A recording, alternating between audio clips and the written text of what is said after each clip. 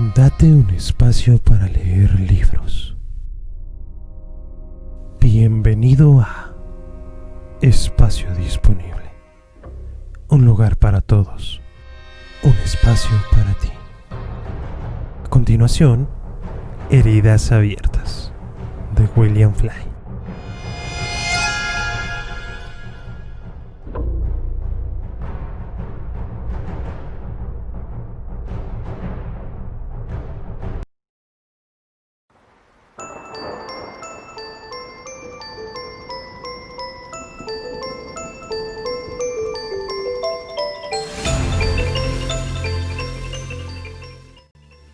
Happy Hour. Abandoné la búsqueda y me fui al Foots, el vulgar bar country de la ciudad, antes de dirigirme al 1665 de Grove Street, el domicilio de Betsy y Robert Nash, padres de Ashley, de 12 años, Tiffany, de 11, la difunta Ann, que por siempre 9, y Bobby Jr., de 6. 3 niñas hasta tener por fin un hijo varón.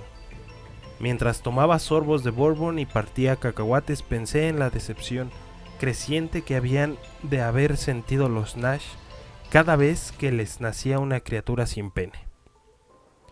Tuvieron a la primera, Ashley, que aunque no era un niño, era un bebé tierno y sano. Además, de todos modos, siempre habían querido tener 2 niños. A Ashley le pusieron un nombre fuera de lo común, escrito de forma extravagante, y le llenaron el ropero de vestidos cursis y recargados.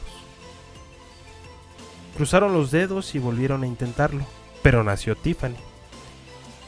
Esa vez se pusieron más nerviosos y el momento de la bienvenida a casa fue menos triunfal. Cuando la señora Nash volvió a quedarse embarazada, su marido compró un diminuto guante de béisbol para dar al bulto de su vientre un empujoncito a la dirección correcta. No es difícil imaginar el justificado disgusto que sintieron cuando llegó Ann.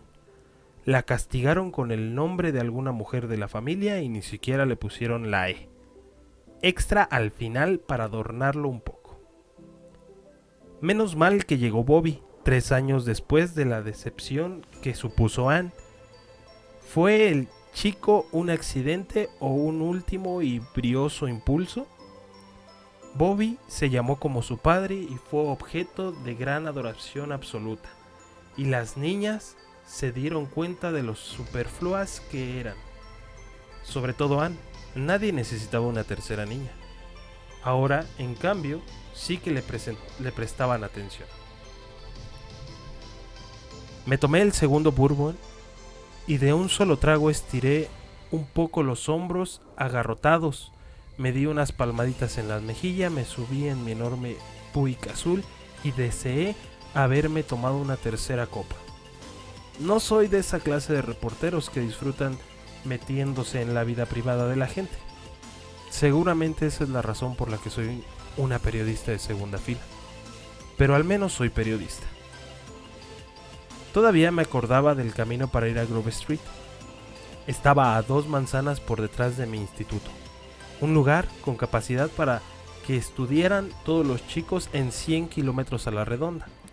El Instituto de Enseñanza Secundaria Miriam Calhoun se había fundado en 1930, en el último estertor de energía de Winca, antes de caer en la Gran Depresión. Le pusieron el nombre del primer alcalde de Winca, un héroe de guerra de secesión confederado, pero eso no tenía la menor importancia. Era un héroe al fin y al cabo. En el primer año de guerra civil, el señor Calhoun la emprendió a tiros con una tropa entera de yanquis en Lexington, y él solito salvó esa pequeña ciudad de Missouri, o eso dice la placa que hay en el vestíbulo del instituto. Atravesó como un rayo corrales y casas de vallas blancas, ahuyentando gentilmente a las azoradas damas para que los yanquis no les hicieran daño. Hoy se puede ir a Lexington y visitar la casa Calhoun un buen exponente de la arquitectura de la época, donde todavía se ven las marcas de las balas del norte en los tablones. Las balas sureñas del señor Calwood se supone fueron enterradas con los hombres a los que mataron. El propio Calwood murió en 1929, justo cuando se acercaba el centenario de su nacimiento. Estaba sentado en una glorieta, ya desaparecida, en la plaza de la ciudad, que ha sido pavimentada, agasajado por una banda de música, cuando de repente se inclinó hacia su esposa de 52 años y le dijo: «Hay demasiado ruido». Luego sufrió un infarto de miocardio, cayó hacia adelante en la silla y aplastó con sus mejores galas de héroe de guerra los pastelitos del té decorados con barras y estrellas en su honor. Siento un cariño especial por Calwood. Es cierto que a veces hay demasiado ruido. La casa de los Nash cumplió todas mis expectativas. Una pieza de arquitectura genérica de finales de los 70. Como todas las casas de la parte oeste de la ciudad, era una de las acogedoras casas unifamiliares de una sola planta que exhiben el garaje como su punto central. Cuando llegué, un niño rubio y desalineado estaba en el camino de entrada, sentado en un triciclo demasiado pequeño para él, y gruñendo por el esfuerzo de pedalear con el vehículo de plástico. Las ruedas se limitaban a dar vueltas en el sitio bajo del peso del niño. ¿Quieres que te empuje?, dije cuando me bajé del coche. En general no se me dan bien los niños, pero me pareció que no perdía nada intentándolo. Me miró en silencio durante un segundo y se metió un dedo en la boca. La camiseta se le deslizó hacia arriba cuando su redonda barriguilla se asomó para saludarme. Bobby Jr. Parecía tonto y asustadizo. Sí, los Nash habían tenido un varón, pero un hijo decepcionante. Me acerqué a él. El niño se bajó de un salto del triciclo que siguió atascado a su cuerpo durante varios pasos hasta que cayó a un lado y golpeó el suelo. ¡Papá! Salió corriendo y chillando en dirección a la casa como si acabara de pellizcarlo. Cuando llegué a la puerta principal apareció un hombre. Concentré la vista en algo que había a su espalda. Una fuente en miniatura que gorgoreaba en el vestíbulo. Era una fuente con 3 niveles en forma de conchas, con la estatua de un niño pequeño en lo alto. Incluso desde el otro lado de la mosquitera, el agua olía a rancio.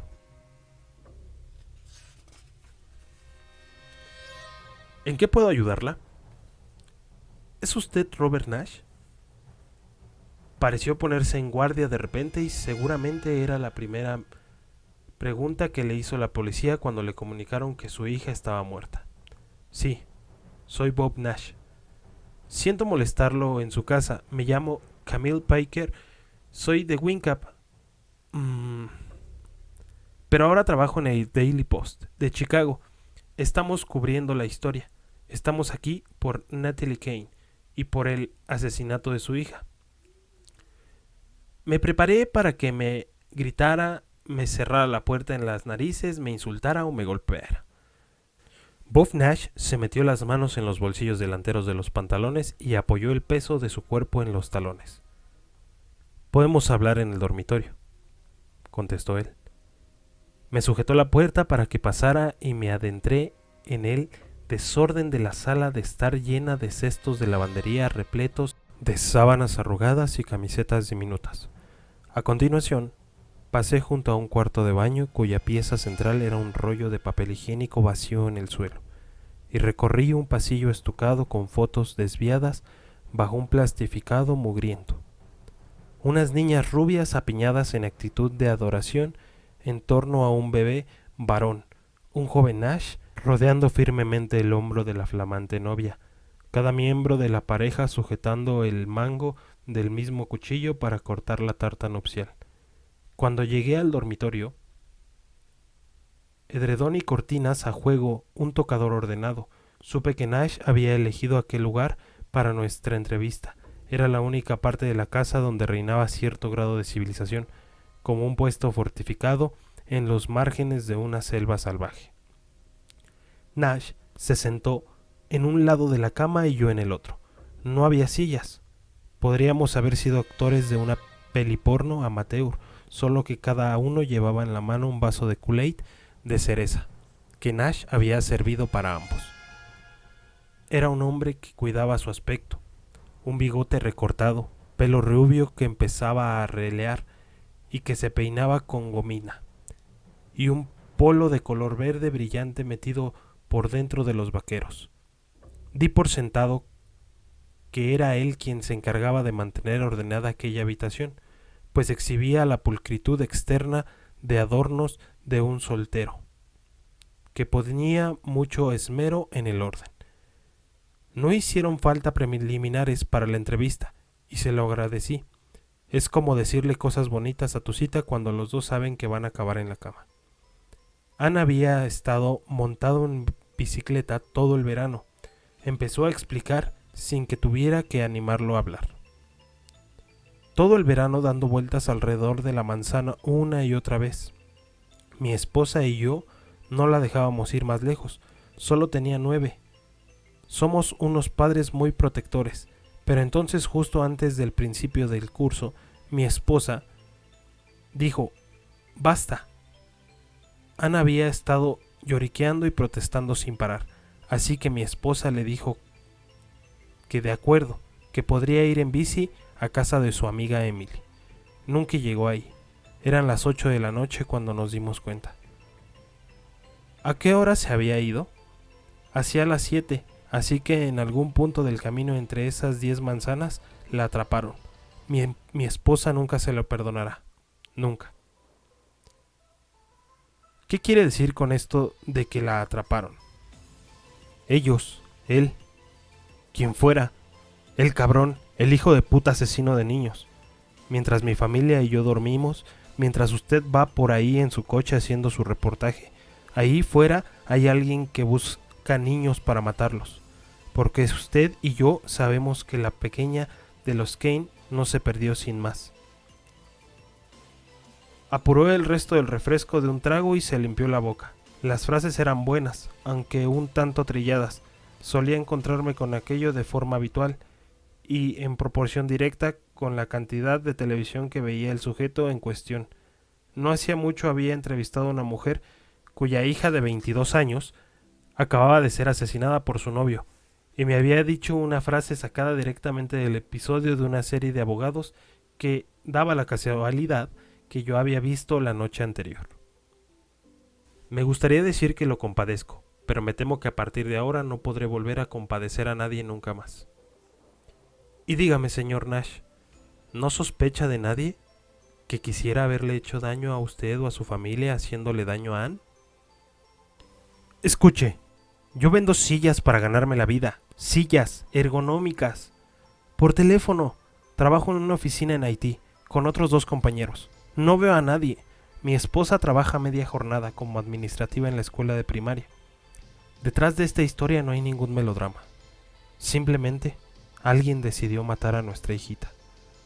Dijo la última frase en un tono apesadumbrado, como si se hubiera resignado a la idea. Bob Nash se acercó a la puerta corredera de cristal del dormitorio que daba a una pequeña terraza. La abrió, pero se quedó dentro. Tal vez lo hizo un homosexual, dijo. La elección de la palabra era de hecho un eufemismo en aquellos pagos. ¿Por qué dice eso? No la violó. Todo el mundo dice que eso es muy raro en un crimen como este. Digo que este es el único bueno de todo. Prefiero que la matara a que la violara. ¿No había ningún indicio de abuso? Pregunté en un murmullo que esperaba que sonara delicado. Ninguno, ni moretones ni cortes, ninguno. Ninguna clase de tortura. Solo la estranguló. Le arrancó los dientes y no quería decir lo que he dicho antes. Eso de que es mejor que la matara a que la violara, eso fue una estupidez. Pero ya sabe lo que quiero decir. No contesté nada y dejé que la grabadora siguiese ronroneando, captando mi respiración. El sonido de los cubitos de hielo de Nash, los golpes de pelota de un partido de voleibol que jugaban en la casa, aprovechando la última luz del día. Papá, una niña rubia y muy guapa con el pelo recogido en una cola de caballo que le llegaba a la cintura, se asomó por la rendija de la puerta del dormitorio. Ahora no, cariño. Tengo hambre. ¿Puedes prepararte algo?, sugirió Nash. Hay gofres en el congelador. Que Bobby también coma. La niña se quedó unos segundos más mirando la moqueta y cerró la puerta sin hacer ruido. Me pregunté dónde estaría su madre. ¿Estaba usted en casa cuando Ann se marchó aquella última vez? Ladeó la cabeza y aspiró aire a través de los dientes. No, volví a casa desde la oficina de Haití. Hay 1 hora de camino. Yo no le hice daño a mi hija. No he querido decir eso. Mentí. Me preguntaba si llegó a verla esa noche. La vi esa mañana, dijo. No recuerdo si hablamos o no. Seguramente no. 4 niños por la mañana puede ser demasiado, ¿sabe? Nash removió el hielo que casi se había derretido. Se pasó los dedos por el bigote hirsuto. Nadie ha sido de gran ayuda hasta el momento, prosiguió. Vi Kerry hasta arriba de trabajo. Han asignado un inspector importante de Kansas City. Es un mocoso y un engreído. Además está contando los días que le den para poder largarse. ¿Quiere una foto de Ann?, pronunció la última frase con un marcado acento sureño. A mí también me pasa, si no voy con cuidado. Se sacó de la cartera una foto escolar de una niña, con una sonrisa radiante y torcida, y el pelo castaño, claro, cortado, a trasquilones por encima de la barbilla. Mi esposa quería ponerle rulos en la cabeza la noche antes de que las fotos escolares, pero Ann decidió cortarse el pelo y pues ya está. Tenía mucho carácter, bruta como un niño. En realidad me sorprende que se la llevaran a ella. Ashley siempre ha sido la guapa, ¿sabe? La que la gente suele mirar. Observó la foto una vez más. Ann debió de hacerle sudar la gota gorda. Cuando ya me iba, Nash me dio la dirección de la amiga a la que Ann iba a visitar la noche en la que desapareció. Me dirigí hacia ahí conduciendo despacio a lo largo de unas cuantas manzanas, perfectamente regulares.